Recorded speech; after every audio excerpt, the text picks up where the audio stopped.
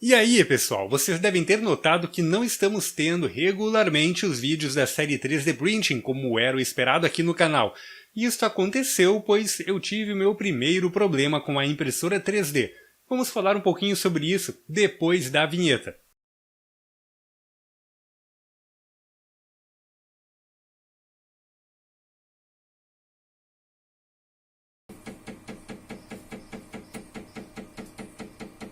Este ruído que vocês acabaram de escutar é o pavor de todo mundo que tem uma impressora 3D. Significa que você está com o bico da impressora obstruído, ou seja, estamos com a extrusora entupida. Este ruído acontece pois o motor de passos que empurra o filamento através do hot end, ele fica patinando, né? Afinal de contas, o bico da nossa extrusora está entupido e não sai nenhum material. Esse problema aconteceu pois eu resolvi de testar um outro filamento para a impressão.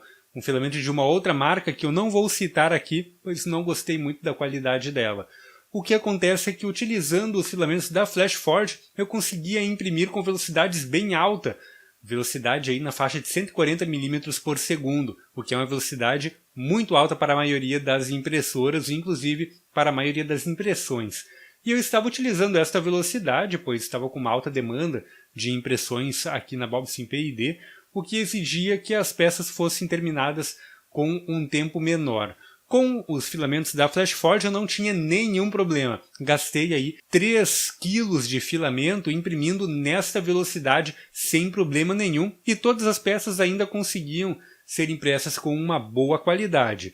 Aí o problema veio que acabou o meu filamento, o estoque acabou e eu precisei adquirir filamento aí num caráter de urgência e não pude esperar por um novo carregamento de filamentos da Flashforge. Então eu adquiri um filamento de uma outra marca que acabava equivalendo aí em preço.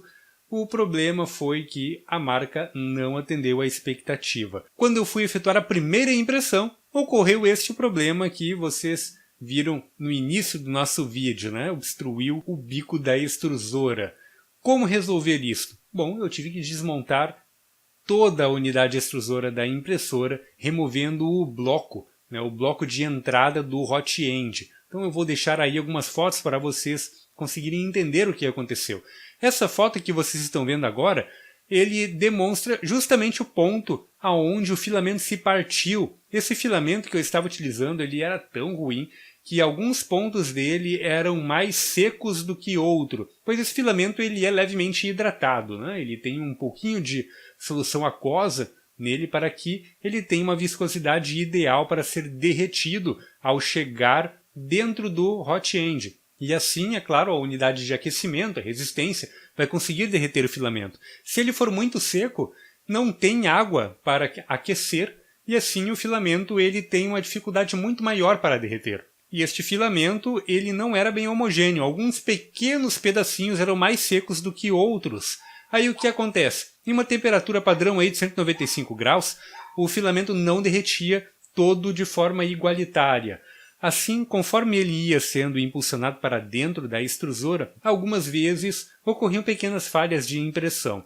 Quando trabalhava com uma velocidade maior de impressão, então é que ocorreu esse grande problema aí.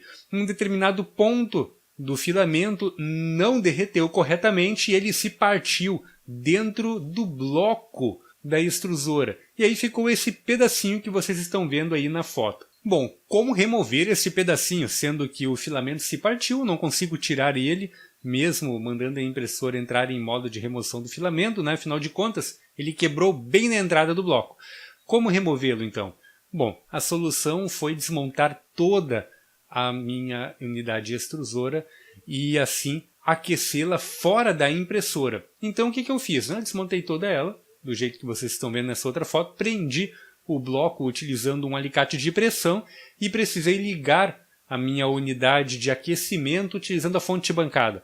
Liguei a unidade, cuidando ali bem, né, as correntes e a temperatura. Utilizei o multiteste que tenho aqui, ele possui um PTCzinho para medição de temperaturas, então eu coloquei esse PTC junto ao bloco e fui medindo a temperatura. Quando atingiu 230 graus, eu tentei então impulsionar utilizando este êmbolo aqui que vem junto com a impressora e ainda assim nada feito. O problema é que justamente o pedaço que estava seco, o pedaço que estava trancando tudo, estava dentro do bloco, deste bloco aí que vocês estão vendo. E este bloco, ele ainda não aquece, ele não aquece na temperatura da extrusora. O que aquece está muito próximo do bico, certo? Então, acabou que, bom, não consegui resolver o problema desta forma. Precisei utilizar ainda o jato de ar quente da estação de retrabalho, né, de ressoldagem SMD, coloquei ele em 400 graus e eu aqueci o bloco a uma temperatura de aproximadamente 215 graus. Certo? Então, com o bloco aquecido em 215 graus, aquele pedacinho de filamento que estava preso dentro dele também derreteu, e aí, utilizando este êmbolo, que veio junto com a impressora, foi possível empurrar para fora aquele pedaço de material que estava trancando tudo e atrasando aí a minha vida.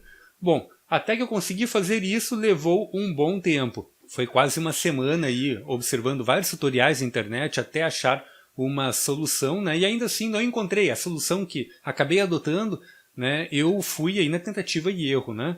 Encontrei várias outras alternativas, uma inclusive seria remover o bico daquele bloco, aquecê-lo em um fogão e utilizar uma corda de violão, uma corda de aço de violão para conseguir remover o filamento, né?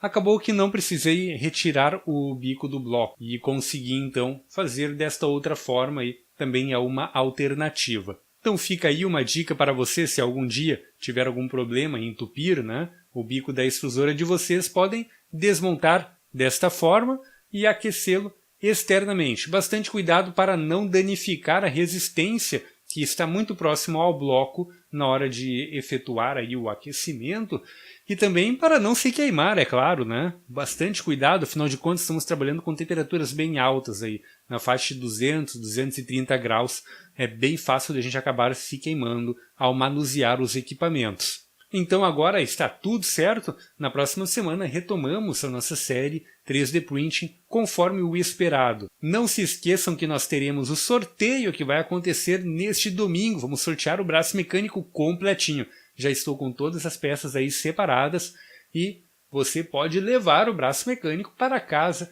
com o kit completo, né? O braço impresso em 3D, utilizando o PLA alumínio e também os servomotores e o kit para montar o controlador que nós desenvolvemos na série de projetos em Arduino. Então é isso aí, pessoal. Até o nosso próximo vídeo.